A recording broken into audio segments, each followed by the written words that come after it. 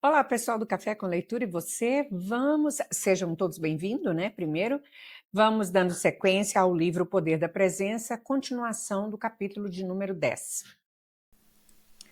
Quanto mais eles se assemelharem a nós, maior será a sua influência sobre nosso comportamento. Embora muitas pessoas achem isso perturbador, o fato é que, por mais que queiramos nos imaginar como indivíduos singulares, estamos profundamente preocupados em nos enquadrar, o que não significa que nos lançaríamos todos de um penhasco caso víssemos um amigo fazendo isso. Significa apenas que quando um comportamento não é tão honoroso para nós, desculpa, preferimos nos adaptar a ele a investir um montão de tempo e energia cognitiva tentando descobrir precisamente a ação certa ou a melhor. Em terceiro lugar, contrariando o pressuposto da maioria das pessoas de que nossos comportamentos decorrem de nossas atitudes, ou seja, compramos determinado produto devido a uma atitude positiva para com ele. A causalidade entre postura e comportamentos pode funcionar também na direção oposta. Nossas atitudes decorrem de nossos comportamentos, ou seja, temos uma atitude positiva para com um produto porque já o compramos. E talvez o tenhamos comprado porque um amigo também faz uso dele, ou porque estava numa oferta, ou simplesmente por ser mais fácil de alcançar na prateleira. Muita atenção tem sido dada a estudos mostrando quão facilmente somos influenciados por outrem. E quanto à nossa influência sobre nós mesmos?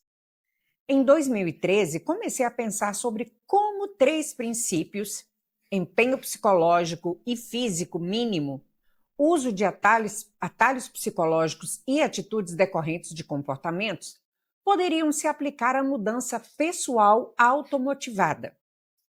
Assim como as empresas podem cutucar o comportamento de grandes grupos de pessoas, indivíduos podem cutucar o próprio comportamento rumo a hábitos mais saudáveis e produtivos. A ideia era que mudanças graduais, baseadas em cutucões minúsculos, acabariam levando não apenas ao sucesso profissional, mas também à confiança, ânimo e melhoria na eficiência pessoal, na qualidade dos relacionamentos, na saúde e no bem-estar. As pessoas não esperam muito dos cutucões, de modo que, ao sentir seus efeitos e observar as mudanças, costumam se surpreender. Poxa, aquilo realmente funcionou. Os autocutucões, como comecei a chamá-los, são modificações mínimas na linguagem corporal e ou na mentalidade, visando produzir pequenas melhorias psicológicas e comportamentais no momento. Esses ajustes minúsculos têm o potencial de, com o tempo, levar a grandes transformações. Ao contrário de mudanças programáticas mais ambiciosas, metas de vida de longo prazo e autoafirmações forçadas de coisas nas quais não acreditamos realmente, os autocutucões apelam às nossas tendências naturais inatas. Quando você se autocutuca, o hiato entre realidade e meta é estreito. Não é intimidador, o que reduz as chances de você desistir. Como resultado, sua mudança de comportamento é mais autêntica, duradoura e autorreforçadora. Mudança gradual. Pequenos passos. Quando se trata de mudar o eu, ninguém faz pesquisas psicológicas mais importantes do que Carol Dweck e seus colaboradores. Em um experimento após outro, com milhares e milhares de estudantes, Dweck demonstrou que as crianças desabrocham na escola quando adotam o que ela denominou de código mental construtivo. A crença de que podem progredir em uma dada área, em posição a uma mentalidade presa à crença de que suas habilidades estão rigidamente fixadas e não podem ser modificadas. Quando crianças e adultos se concentram no processo, não nos resultados, seu desempenho melhora de forma notável e substancial. Em uma palestra no TEDx, Dweck disse: ouvi falar de uma escola de ensino médio em Chicago, cujos alunos tinham de passar em determinado número de matérias para se graduar e, se não passassem em uma matéria, obtinham uma nota ainda não. Achei aquilo fantástico, porque se você obtém uma nota deficiente, pensa, não sou nada, não estou progredindo. Mas se você obtém uma nota ainda não, entende que está numa curva de aprendizado.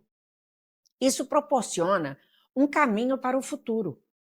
Dweck argumenta que a maioria das escolas nos Estados Unidos está involuntariamente configurada para fomentar uma mentalidade fixa, derrotista, voltando o foco das crianças para notas, provas e seminários, elogiando-as pela inteligência e pelo talento.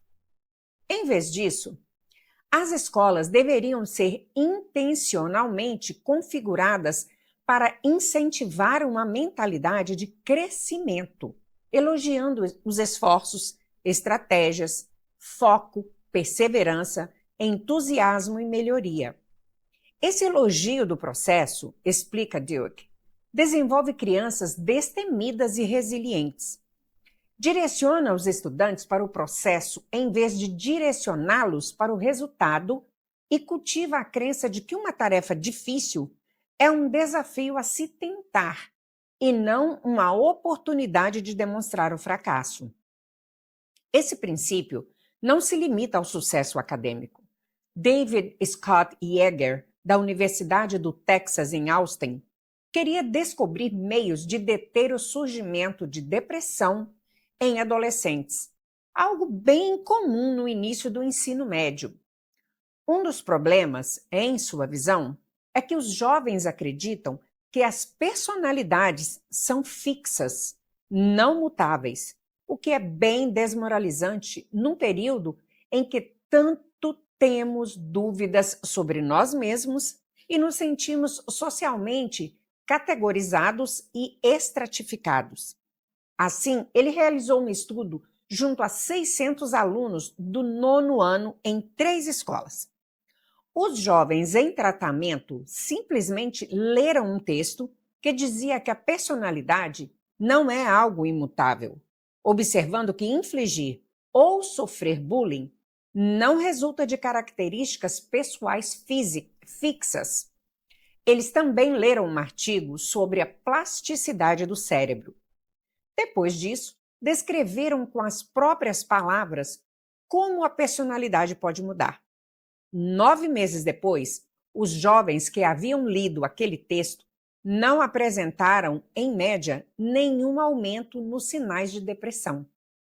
Porém, os jovens no grupo de controle, que leram sobre a maleabilidade da capacidade atlética, em vez de ler sobre a personalidade, demonstraram um aumento em torno de 39% nos sinais de depressão, compatível com as pesquisas anteriores sobre taxas de depressão entre os adolescentes. Os cutucões consistem, em parte, em uma arquitetura de escolhas, desenvolver um ambiente no qual as pessoas tomem boas decisões. O autocutucão permite que você seja o arquiteto e o prédio.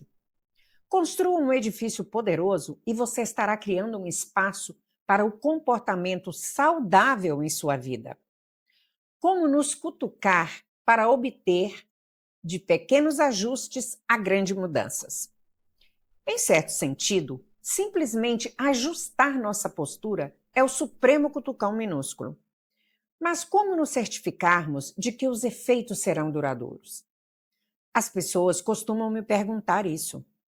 É uma pergunta difícil, porque se mantivéssemos os voluntários sozinhos em nossos laboratórios, sem nada para fazer, nem ninguém com quem interagir, certamente qualquer efeito positivo das posturas poderosas se dissipariam rapidamente.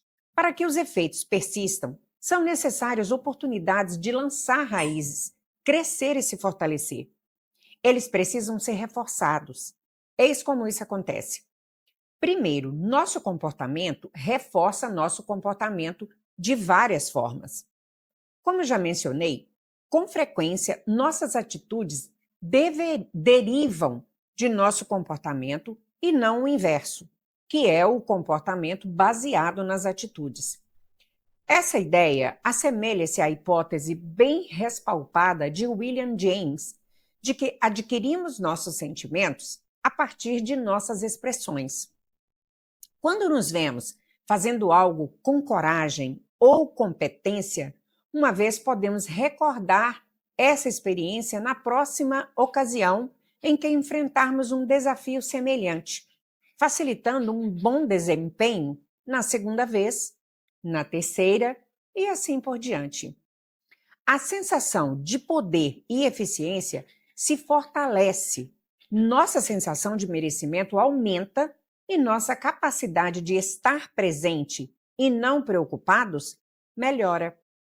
Começamos a parar de atribuir bons resultados a causas externas, por exemplo, sorte, ajuda dos outros, e a atribuí-los a causas internas, por exemplo, tenacidade e inteligência. Quando fazemos uso de intervenções não verbais, como respiração profunda, sorriso, costas retas ao sentar e posturas poderosas, não somos perturbados por autoavaliações momentâneas, desconcertantes de quão bem estamos nos saindo ou não.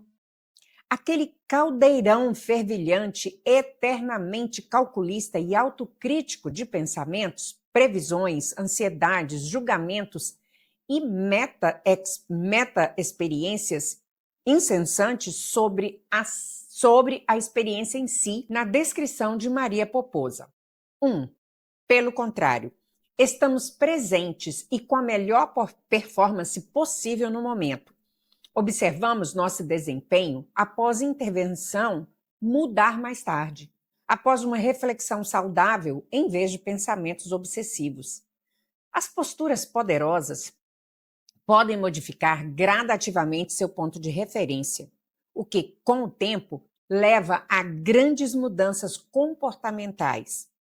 Podem causar um efeito cascata sobre outras mudanças, o qual reforça e amplia a mudança inicial. E transformações fisiológicas, como as mudanças hormonais que acompanham as posturas poderosas, reforçam os comportamentos que as acompanham. Por exemplo, o aumento de cortisol quando estamos ansiosos nos leva a agir a partir de um senso de ameaça, o que só serve para reforçar nossa ansiedade quando voltarmos a enfrentar um desafio semelhante. Mas quando nossa testosterona está alta, temos mais chances de vencer, o que, por sua vez, aumenta ainda mais nossa testosterona. Cutucões corpo-mente evitam os obstáculos psicológicos básicos inerentes às intervenções mente-mente, tais como autoafirmações verbais de poder. Por exemplo, dizer a si mesmo, estou confiante. Por que essas abordagens costumam falhar? Porque requerem que você diga a si mesmo algo em que não acredita, ao menos não no momento. Enquanto estiver na agonia de duvidar de si, com certeza não irá confiar na própria voz para lhe dizer que está errado ao duvidar de si, ainda que você esteja de fato errado por duvidar de si. Autoafirmações generalizadas podem se tornar exercícios de autocríticas, particularmente quando você já está estressado e extrasensível ao julgamento social, acabando por reforçar a ausência de confiança em si. Abordagens corpo-mente, como posturas poderosas, dependem do corpo, que tem um vínculo mais primitivo e direto com a mente, para lhe contar que você está confiante, evitando assim aqueles bloqueios psicológicos. A segunda forma, como autocutucões, produzem efeitos duradouros, é pelo esforço de nosso comportamento por outra pessoa. A expressão não verbal não consiste apenas em uma pessoa falando e outra ouvindo. É um diálogo em que a expressão de uma pessoa desencadeia uma resposta compatível.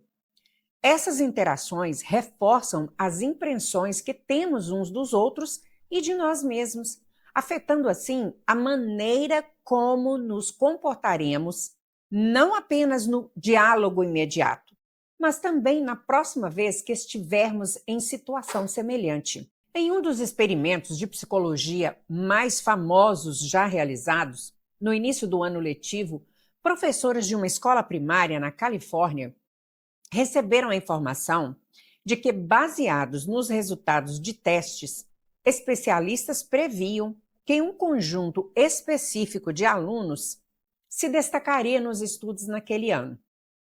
Os professores foram informados dos nomes desses alunos.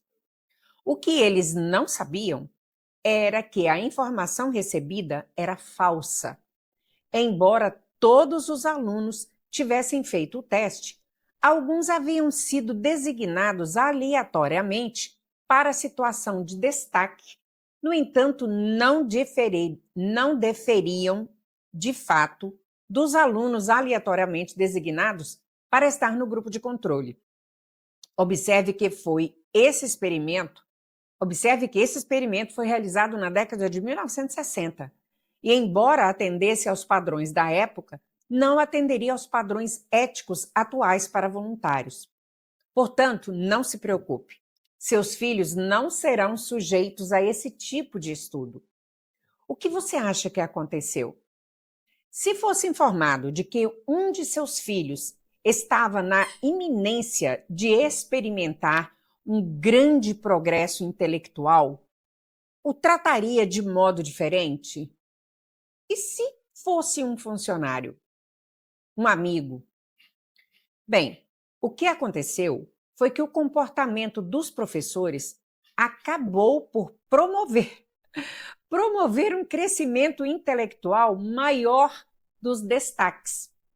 Eles faziam mais perguntas a esses alunos, respondiam-lhes de forma mais alentadoras e afirmativas, davam-lhes mais oportunidades de aprender e assim por diante.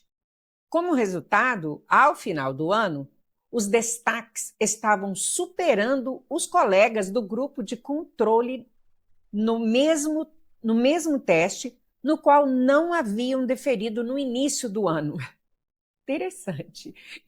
Os professores incentivaram os alunos sem saber o que estava acontecendo. Bem, pessoal, vou ficando por aqui. Te vejo na sequência desse capítulo. Quero pedir a você que está me ouvindo e ainda não é inscrito no nosso canal, por favor, se inscreva agora. Clica no sininho para você ser notificado toda vez que a gente subir um novo vídeo. Te vejo no próximo capítulo. Até daqui a pouco.